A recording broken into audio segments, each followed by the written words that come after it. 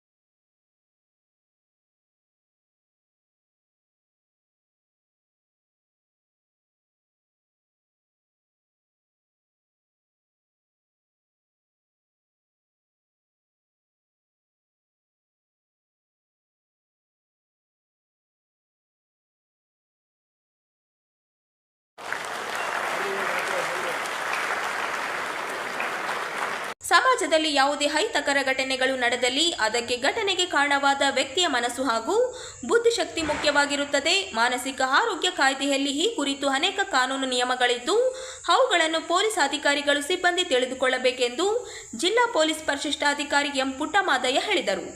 ಅವರಿಂದು ನಗರದ ಕೃಷಿ ವಿಜ್ಞಾನಿಗಳ ವಿಶ್ವವಿದ್ಯಾಲಯದ ಪ್ರೇಕ್ಷಗೃಹದಲ್ಲಿ ಜಿಲ್ಲಾ ಪೊಲೀಸ್ ಇಲಾಖೆಯಿಂದ ಹಮ್ಮಿಕೊಂಡಿದ್ದ ಮಾನಸಿಕ ಆರೋಗ್ಯ ಆರೈಕೆ ಕಾಯ್ದೆ 2017ರ ಕಾನೂನು ನಿಯಮಗಳ ಕುರಿತು ಪೊಲೀಸ್ ಅಧಿಕಾರಿ ಹಾಗೂ ಸಿಬ್ಬಂದಿಗೆ ತರಬೇತಿ ಕಾರ್ಯಕ್ರಮವನ್ನು ಸಸಿಗೆ ನೀರು ಹಾಕುವ ಮೂಲಕ ಉದ್ಘಾಟಿಸಿ ಮಾತನಾಡಿದರು.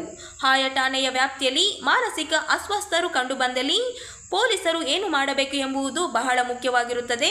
ಸಮಾಜದಲ್ಲಿ ಒಬ್ಬ ವ್ಯಕ್ತಿಯಿಂದ ಅಶಾಂತಿ ಉಂಟಾದಲ್ಲಿ ಮೊದಲು ಆ ವ್ಯಕ್ತಿಯನ್ನು ಆಸ್ಪತ್ರೆಗೆ ಕರೆದುಕೊಂಡು ಹೋಗಬೇಕಾಗುತ್ತದೆ. ಹೇಗೆಂದರೆ ಮನುಷ್ಯ ಮಾನಸಿಕವಾಗಿ ಖಿನ್ನತೆಗೆ ಒಳಗಾದಾಗ ಆ ವ್ಯಕ್ತಿ ಸಮಾಜಕ್ಕೆ ಹಾನಿ ಉಂಟು ಮಾಡುವುದು ಮತ್ತು ಸಮಾಜಕ್ಕೆ ಅಪಾಯವಾಗುವಂತೆ ನಡೆದುಕೊಳ್ಳುತ್ತಾನೆ. ಆದ್ದರಿಂದ ಮೊದಲು ಆ ವ್ಯಕ್ತಿಯ ಮಾನಸಿಕ ಆರೋಗ್ಯವನ್ನು ತಿಳಿದುಕೊಳ್ಳುವುದು ಬಹಳ ಮುಖ್ಯವಾಗಿರುತ್ತದೆ ಎಂದು ಹೇಳಿದರು. ಪೊಲೀಸರು ತಮ್ಮ ಠಾಣಾ ವ್ಯಾಪ್ತಿಯಲ್ಲಿ ಮಾನಸಿಕ ಅಸ್ವಸ್ಥರು ಕಂಡುಬಂದಲ್ಲಿ ಅಥವಾ ಸಾರ್ವಜನಿಕರು ಅವರ ಬಗ್ಗೆ ಮಾಹಿತಿ ನೀಡಿದ್ದಲ್ಲಿ ಮೊದಲು ಆ ವ್ಯಕ್ತಿಯನ್ನು ವೈದ್ಯಕೀಯ ತಪಾಸಣೆಗೆ ಒಳಪಡಿಸಬೇಕು. ಆ ನಂತರ ಠಾಣೆಯ ಲಾಕಪ್ನಲ್ಲಿ ಹಾಕದೆ ಆ ವ್ಯಕ್ತಿಯ ವಾರಸುದಾರರ ಪತ್ತೆಗೆ ಮುಂದಾಗಬೇಕು. ಒಂದು ವೇಳೆ ಆ ವ್ಯಕ್ತಿಯ ವಾರಸುದಾರರ ಬಗ್ಗೆ ಮಾಹಿತಿ ಸಿಗದಿದ್ದಲ್ಲಿ ಕಾಣೆಯಾದ ಪ್ರಕರಣವನ್ನು ದಾಖಲಿಸಿಕೊಳ್ಳಬೇಕು ಎಂದು ತಿಳಿಸಿದರು.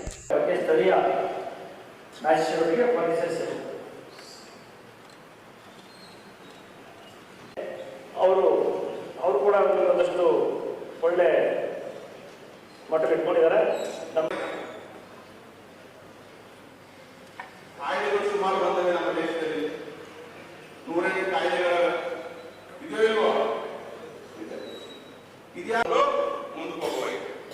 ಅರ್ಥ ಆಯ್ತಾ? ಮತ್ತಂದ್ರೆ ಏನಂತ ಮನಸ್ಸು ಹೃದಯ. ನಮ್ಮ ಮೆಡಿಕಲ್ ಬರೋದ್ರಲ್ಲಿ 2 ತರ ಕಾಯಿಲೆ ಇರುತ್ತೆ. ಒಂದು ದೈಹಿಕ ಕಾಯಿಲೆ, ಮತ್ತೊಂದು ದೇವ್ರ ಕಾಯಿಲೆ.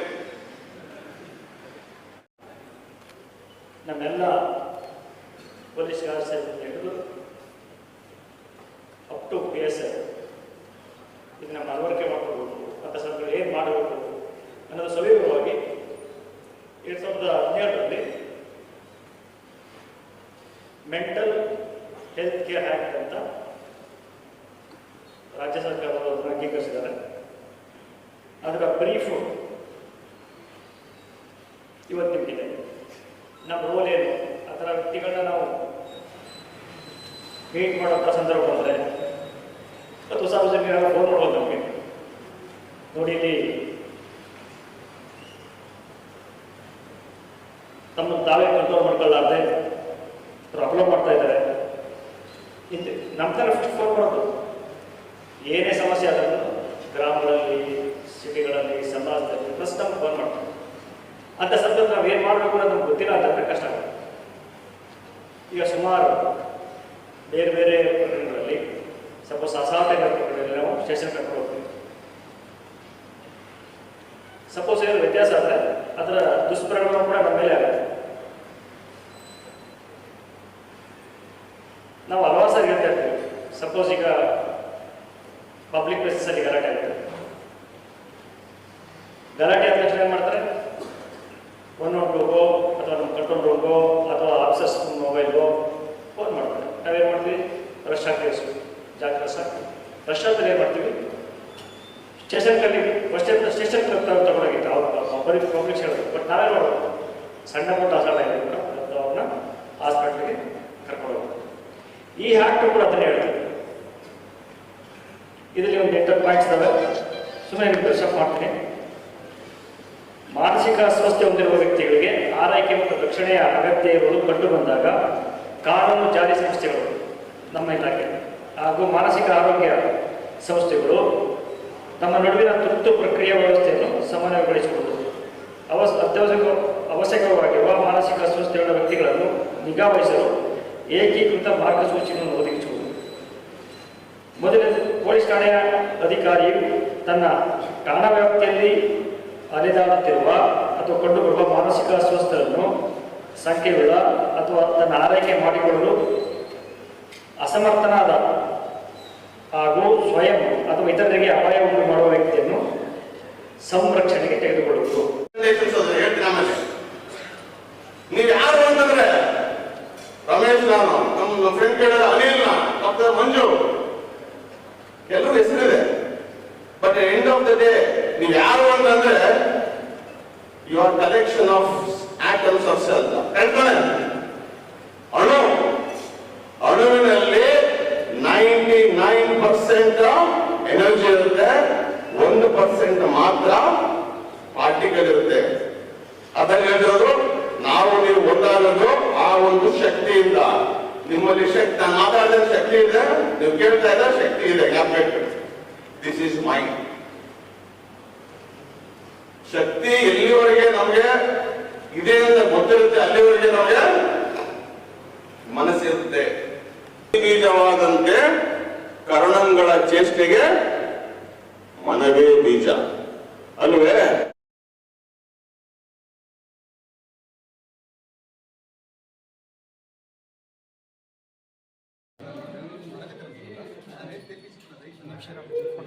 ಕರ್ನಾಟಕ ಕಾರ್ಯನಿರತ ಪತ್ರಕರ್ತ ಸಂಘದ 2025-28 ಚುನಾವಣೆ ಪ್ರಕ್ರಿಯೆ ಆರಂಭವಾಗಿದ್ದು, ರಾಯಚೂರು ಜಿಲ್ಲಾ ಕಾರ್ಯನಿರತ ಪತ್ರಕರ್ತ ಸಂಘದ ಸದಸ್ಯರು ಇದು ರಾಯಚೂರು ನಗರದ ಪತ್ರಿಕಾ ಭವನದಲ್ಲಿ ಬಿರುಸಿನಿಂದ ನಾಮಪತ್ರ ಸಲ್ಲಿಸಿದರು. ಇನ್ನು ನಾಳೆ ಕೊನೆಯ ದಿನ ಇರುವ ಹಿನ್ನೆಲೆಯಲ್ಲಿ ಇಂದು ಜಿಲ್ಲಾ ಅಧ್ಯಕ್ಷ ಸ್ಥಾನಕ್ಕೆ ಆರ್ ಗುರುನಾಥ್ ವೀರರೆಡ್ಡಿ ಅವರು ನಾಮಪತ್ರ ಸಲ್ಲಿಸಿದ್ದರು. ರಾಜ್ಯ ಸಮಿತಿ ಸದಸ್ಯ ಸ್ಥಾನಕ್ಕೆ ಬಸವರಾಜ ನಾಗಡದಿನಿ, ಸಿದ್ದು ಬಿರಾದರ್ ಸೇರಿ ಹಲವು ನಾಮಪತ್ರ ಸಲ್ಲಿಸಿದ್ದಾರೆ. ಪ್ರಧಾನ ಕಾರ್ಯದರ್ಶಿ ಸ್ಥಾನಕ್ಕೆ ಸಿದ್ದಯ್ಯ ಸ್ವಾಮಿ ನಾಮಪತ್ರ ಸಲ್ಲಿಸಿದ್ದು, ಕಾರ್ಯದರ್ಶಿ ಸ್ಥಾನಕ್ಕೆ ಮಹಾನಂದ ನಾಮಪತ್ರ ಸಲ್ಲಿಸಿದ್ದು, ಕಾರ್ಯಕಾರಿ ಸಮಿತಿ ಸದಸ್ಯ ಸ್ಥಾನಕ್ಕೆ ವಿಶ್ವನಾಥ ಹೂಗರ್, ನೀಲಕಂಠಸ್ವಾಮಿ, ಲಕ್ಷ್ಮಣ, ಪ್ರಸನ್ನ ಜೈನ್, ಶ್ಯಾಮ್ ಸೇರಿ ವಿವಿಧ ತಾಲೂಕಿನ ಪತ್ರಕರ್ತರು ಸಲ್ಲಿಸಿದ್ದಾರೆ.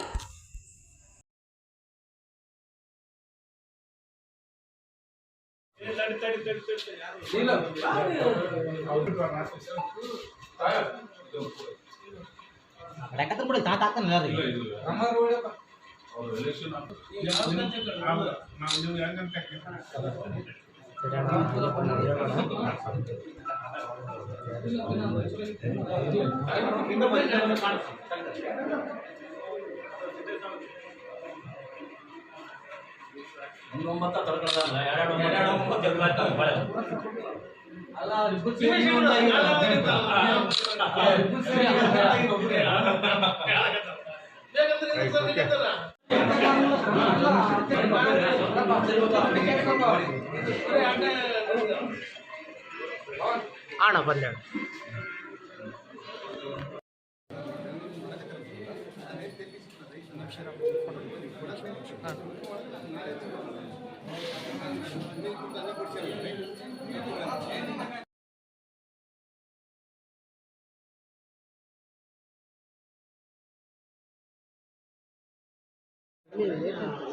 ಕಾರ್ಮಿಕ ಇಲಾಖೆ ಸಹಾಯಕ ಕಾರ್ಮಿಕ ಆಯುಕ್ತರು ಹಾಗೂ ಕನಿಷ್ಠ ವೇತನ ಕಾಯ್ದೆ 1948ರಡಿ ಕ್ಷೇಮ ಪ್ರಾಧಿಕಾರಿ ಕಲಬುರಗಿ ವಿಭಾಗ ಕಲಬುರಗಿ ಇವರು ಕಾರ್ಮಿಕ ಪರವಾಗಿ ನೀಡಿದ ಆದೇಶವು ಸ್ವಾಗತಾರ್ಹವಾಗಿದ್ದು ನಮ್ಮ ಸಂಘಟನೆ ಮತ್ತು ಕಾರ್ಮಿಕರ ಹೋರಾಟಕ್ಕೆ ಸಂದ ಗೆಲುವಾಗಿದೆ. ಈ ಕೂಡಲೇ ಪೌರಾಡಳಿತ ಇಲಾಖೆ ಸಚಿವರು ಸಂಬಂಧಿಸಿದ ಇಲಾಖೆ ಅಧಿಕಾರಿಗಳಿಗೆ ಸೂಕ್ತ ನಿರ್ದೇಶನ ನೀಡುವ ಮೂಲಕ ಕಾರ್ಮಿಕರ ಖಾತೆಗಳಿಗೆ ಹಣವನ್ನು ಜಮಾ ಮಾಡಿ ಅವರ ಸಂಕಷ್ಟಕ್ಕೆ ಸ್ಪಂದಿಸಬೇಕೆಂದು ರಾಜ್ಯ ಸಹಾಯ ಕಾರ್ಯದರ್ಶಿ ನಾಗರಾಜ್ ಪೂಜಾರ್ ಒತ್ತಾಯಿಸಿದರು. ಅವರಿಂದು ಸುದ್ದಿಗಾರರೊಂದಿಗೆ ಮಾತನಾಡುತ್ತಾ ಸಿಂಧನೂರು ನಗರಸಭೆಯಲ್ಲಿ ಕಾರ್ಯನಿರ್ವಹಿಸುತ್ತಿರುವ ಕಾರ್ಮಿಕರಿಗೆ ಕನಿಷ್ಠ ವೇತನ ನ್ಯಾಯ ಮತ್ತು ಸಂವಿಧಾನಬದ್ಧವಾಗಿ ದೊರೆಯಬೇಕಾದ ಸೌಕರ್ಯಗಳನ್ನು ನೀಡುವಂತೆ ಆಗ್ರಹಿಸಿ all India central council of trade unions AICCTU ಹಲವು ದಿನಗಳಿಂದ ನಿರಂತರವಾಗಿ ಹೋರಾಟ ನಡೆಸುತ್ತಾ ಬಂದಿವೆ. ಹಕ್ಕುಗಳನ್ನು ಕೇಳಿದ ಕಾರ್ಮಿಕರ ಮೇಲೆ ಕೆಲಸದಿಂದ ತೆಗೆದುಹಾಕುವ ಬೆದರಿಕೆಯನ್ನು ಹಾಕಲಾಗುತ್ತಿದ್ದು, ಇದನ್ನು ವಿರೋಧಿಸಿ ಕಾರ್ಮಿಕರ ಬೆಂಬಲಕ್ಕೆ ನಮ್ಮ ಸಂಘಟನೆ ನಿಂತಿದೆ. ಸಿಂಧನೂರು ನಗರಸಭೆ ಇದರಲ್ಲಿ 10-15 ವರ್ಷಗಳಿಂದ ಕೆಲಸ ಮಾಡುವಂಥ ಘನತ್ಯಾಜ್ಯ ವಿಲೇವಾರಿ ಕಾರ್ಮಿಕರಾದಂಥ ವಿಭಾಗದಲ್ಲಿ ಕೆಲಸ ಮಾಡುವಂಥ ವಾಹನ ಚಾಲಕರು, ಸೂಪರ್ವೈಸರ್, ಹೆಲ್ಪರ್ ಎಲ್ಲ ಕಾರ್ಮಿಕರಿಗೆ ಸುಮಾರು ವರ್ಷಗಳಿಂದ ಕನಿಷ್ಠ ವೇತನ ಕೊಟ್ಟಿರಲಿಲ್ಲ. ನಮ್ಮ AICCTU ಸಂಘಟನೆ ನಿರಂತರ ಕಾರ್ಮಿಕರ ಜೊತೆಗಿದ್ದು ಕಾರ್ಮಿಕರ ಹಕ್ಕುಗಳೇನಿದೆ, ಸಂವಿಧಾನಬದ್ಧ ಹಕ್ಕುಗಳೇನಿದೆ ಅದನ್ನು ಕೊಡಿಸಬೇಕಂತೇಳಿ ನಿರಂತರವಾಗಿ ಹೋರಾಟನ ಮಾಡ್ಕೊಂಡು ಬಂದಿದ್ದೀವಿ. ಹೋರಾಟದ ಫಲವಾಗಿ ಈಗಾಗಲೇ ಕಾರ್ಮಿಕ ಇಲಾಖೆಯಲ್ಲಿ ಏನು ನಾವು ಕೇಸನ್ನು ದಾಖಲೆ ಮಾಡಿದ್ದೀವಿ. ಆ ದಾಖಲೆ ಏನು ಇದರಲ್ಲಿ ಕೇಸ್ದಲ್ಲಿ ಅವರಿಗೆ ಕನಿಷ್ಠ ವೇತನ ಕೊಡಬೇಕಂತೇಳಿ ಈಗಾಗಲೇ ಮಹತ್ವದ ಆದೇಶವನ್ನು ALC ಅವರು ಕೊಟ್ಟಿದ್ದಾರೆ. ನಮ್ಮ ಸಂಘಟನೆ ಅದು ಸ್ವಾಗತಿಸುತ್ತೆ. ಅದ್ರ ಜೊತೆಗೆ 75 ಲಕ್ಷ ಕಾರ್ಮಿಕರಿಗೆ ಕನಿಷ್ಠ ವೇತನ ವ್ಯತ್ಯಾಸ ಇದೆ. ಕಾರ್ಮಿಕರಿಗೆ ದುಡಿದ ಕೂಲಿ ಕೊಡೋದ್ರಲ್ಲಿ ವಂಚನೆ ಮಾಡಿದೆ ನಗರಸಭೆ. ಈಗಾಗಲೇ ಆ ತೀರ್ಪನ್ನು, ಆ ಆದೇಶವನ್ನು ಮಾನ್ಯ ಜಿಲ್ಲಾಧಿಕಾರಿಗಳು ಯಥಾವತ್ತಾಗಿ ಜಾರಿ ಮಾಡಬೇಕು. ಆ ಕಾರ್ಮಿಕರಿಗೆ ಪರಿಹಾರದ ಹಣ ಮತ್ತು ಏನು ಬಂದಿದೆ ಹಣ ತಕ್ಷಣವೇ ಜಮಾ ಮಾಡೋದ್ರ ಮೂಲಕ ಆದೇಶನ ಎತ್ತಿಡಬೇಕಂತೇಳಿ AICCTU ಸಂಘಟನೆ ಮಾನ್ಯ ಜಿಲ್ಲಾಧಿಕಾರಿಗಳಿಗೆ ಒತ್ತಾಯ ಮಾಡ್ತಾ ಇದೆ. ತಮ್ಮ ಹೆಸರು? ನಾಗರಾಜ್ ಪೂಜಾರ್, ರಾಜ್ಯ ಸಹ ಕಾರ್ಯದರ್ಶಿ.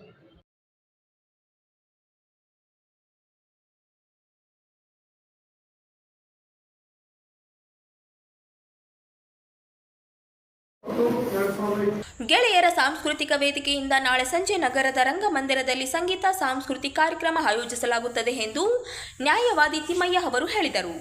ಅವರಿಂದು ಸುದ್ದಿಗಾರರೊಂದಿಗೆ ಮಾತನಾಡುತ್ತಾ ಪ್ರತಿ ವರ್ಷದಂತೆ ಈ ಕಾರ್ಯಕ್ರಮ ನಿರ್ವಹಿಸಲಾಗುತ್ತದೆ. 4 ನಿವೃತ್ತರಿಗೆ ಸನ್ಮಾನ ಸೇರಿದಂತೆ ಸಾಂಸ್ಕೃತಿಕ ಕಾರ್ಯಕ್ರಮ ಆಯೋಜಿಸಲಾಗಿದೆ. ಈ ಕಾರ್ಯಕ್ರಮವನ್ನು ಮಹಾಪೌರರಾದ ನರಸಮ್ಮ ಮಾಡಿಗೇರಿ ಉದ್ಘಾಟಿಸಲಿದ್ದಾರೆ. ಕಾರ್ಯಕ್ರಮದ ಅಧ್ಯಕ್ಷತೆಯನ್ನು ನ್ಯಾಯವಾದಿ ರಸ್ತಾಫುರ್ ಅವರು ವಹಿಸಲಿದ್ದಾರೆ. ನಗರ ಅಭಿವೃದ್ಧಿ ಪ್ರಾಧಿಕಾರದ ಮಾಜಿ ಅಧ್ಯಕ್ಷರಾದ ಗೋವಿಂದ ಮತ್ತು ಈರಣ್ಣ ಭಂಡಾರಿ ಅವರು ಮುಖ್ಯ ಅತಿಥಿಗಳ ಆಗಮಿಸಲಿದ್ದಾರೆ. ವೃತ್ತಿ ಜೀವನದ ಒತ್ತಡ ನಿವಾರಣೆಗೆ ಸಾಂಸ್ಕೃತಿಕ ಕಾರ್ಯಕ್ರಮದ ಪೂರಕ ಎಂದು ಹೇಳಿದರು. 2025ರಂದು ನಗರದ ಪಂಡಿತ್ ಸಿದ್ದರಾಮ ರಂಗಮಂದಿರದಲ್ಲಿ ನಮ್ಮ ಎಲ್ಲ ಪತ್ರಿಕಾ ಮಾಧ್ಯಮಗಳ ಮುಖಾಂತರ ಮತ್ತು ಎಲೆಕ್ಟ್ರಾನಿಕ್ ಮೀಡಿಯಾ ಮುಖಾಂತರ ನಾವು ನಮ್ಮ ಗೆಳೆಯರ ಸಾಂಸ್ಕೃತಿಕ ವೇದಿಕೆಯಿಂದ ವಿನಂತಿ ಮಾಡಿಕೊಳ್ಳುವುದೇನೆಂದರೆ, ಈ ಒಂದು ಕಾರ್ಯಕ್ರಮಕ್ಕೆ ಸಂಗೀತಾಭಿಮಾನಿಗಳು ಹಾಗೂ ನಮ್ಮೆಲ್ಲ ನಮ್ಮನ್ನು ಪ್ರೋತ್ಸಾಹಿಸ್ತಕ್ಕಂಥ ಎಲ್ಲ ಅಭಿಮಾನಿಗಳು, ಸ್ನೇಹಿತರು ಈ ಒಂದು ಕಾರ್ಯಕ್ರಮಕ್ಕೆ ಹೆಚ್ಚಿನ ಸಂಖ್ಯೆಯಲ್ಲಿ ಬಂದು ಈ ಒಂದು ಕಾರ್ಯಕ್ರಮವನ್ನು ಯಶಸ್ವಿಗೊಳಿಸಬೇಕೆಂದು ನಾವು ಈ ಮೂಲಕ, ಈ ಮಾಧ್ಯಮದ ಮೂಲಕ ಎಲ್ಲ ಸಂಗೀತ ಪ್ರೇಮಿಗಳಲ್ಲಿ ಹಾಗೂ ನಮ್ಮ ಸ್ನೇಹಿತರಲ್ಲಿ ಅಥವಾ ಎಲ್ಲ ನಮ್ಮ ಅಭಿಮಾನಿಗಳಲ್ಲಿ ಈ ವೇದಿಕೆಯ ಮುಖಾಂತರ ನಾವು ತಮ್ಮನ್ನು ವಿನಂತಿಸುತ್ತಾ ಹಾಗೂ ನಮ್ಮ ಪತ್ರಿಕಾ ಮಾಧ್ಯಮದವರಿಗೆ ವಿನಂತಿ ಏನಂದರೆ ಈ ಒಂದು ವಿಷಯವನ್ನು ತಮ್ಮ ಎಲ್ಲ ಪತ್ರಿಕೆಗಳಲ್ಲಿ ಮಾಧ್ಯಮಗಳಲ್ಲಿ ಹೆಚ್ಚಿನ ಸಂಖ್ಯೆಯಲ್ಲಿ ಪ್ರಚಾರ ಕೊಟ್ಟು ನಮ್ಮ ಒಂದು ಕಾರ್ಯಕ್ರಮವನ್ನು ಯಶಸ್ವಿ ಮಾಡಲಿಕ್ಕೆ ತಾವು ಕೂಡ ಕಾರಣೀಭೂತರಾಗಬೇಕೆಂದು ತಮ್ಮೆಲ್ಲರಲ್ಲಿ ವಿನಂತಿಸುತ್ತಾ ಈ ಒಂದು ಎರಡು ಮಾತುಗಳನ್ನು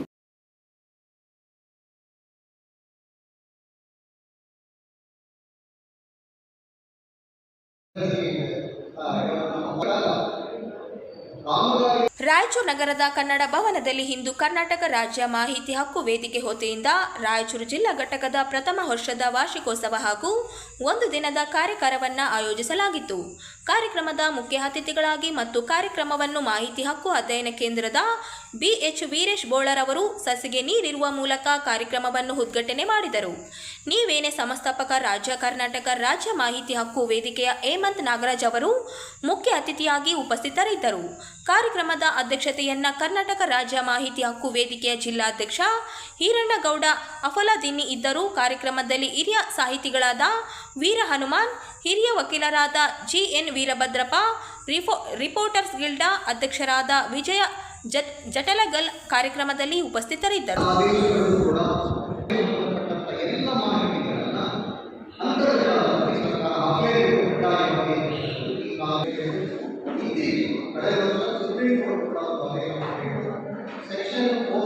ಸರ್ಕಾರಿ ಕಚೇರಿಗಳು ಕೂಡ ವೆಬ್ಸೈಟ್ನಲ್ಲಿ ಹಾಕಬೇಕು ಮತ್ತೆ ಮಾಹಿತಿ.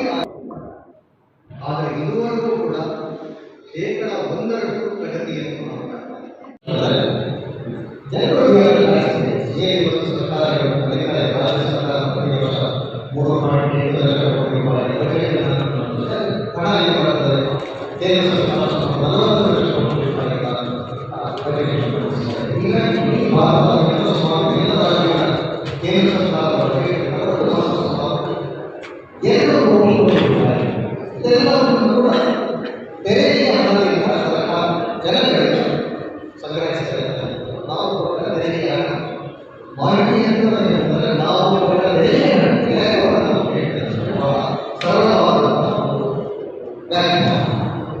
ಹೀಗಾಗಿ ಇದು ನಮಗೆ ಈ ಕಾನೂನು ಹೊಂದಿರತಕ್ಕಂತಹ ಅಧಿಕಾರ ಸುಪ್ರೀಂ ಕೋರ್ಟ್ ಒಂದು ಹೆಜ್ಜೆ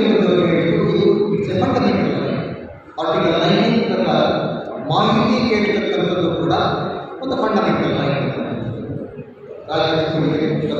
ಸುಪ್ರೀಂ ಕೋರ್ಟ್ ಹೀಗಾಗಿ ಜನಗಳಿಗೆ ಮುಂಚೆ ಮಾಹಿತಿ ಕೇಳತಕ್ಕಂಥ ಅಧಿಕಾರಗಳಿಂದ ಕೇವಲ ಶಾಸಕರಿಗೆ ಸಂಸದರಿಗೆ ಅದು ಎಲ್ಲಿ ಅವರು ಸ್ಟಾರ್ಟ್ ಅನ್ಸ್ಟಾರ್ಟ್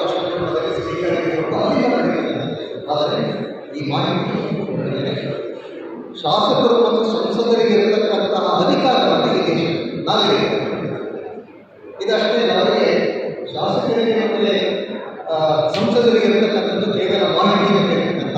ಆದರೆ ಈ ಕಾನೂನು ಮಾಹಿತಿ ಕೇಳುವುದರಲ್ಲಿ ಏನು ಅಂತಂದರೆ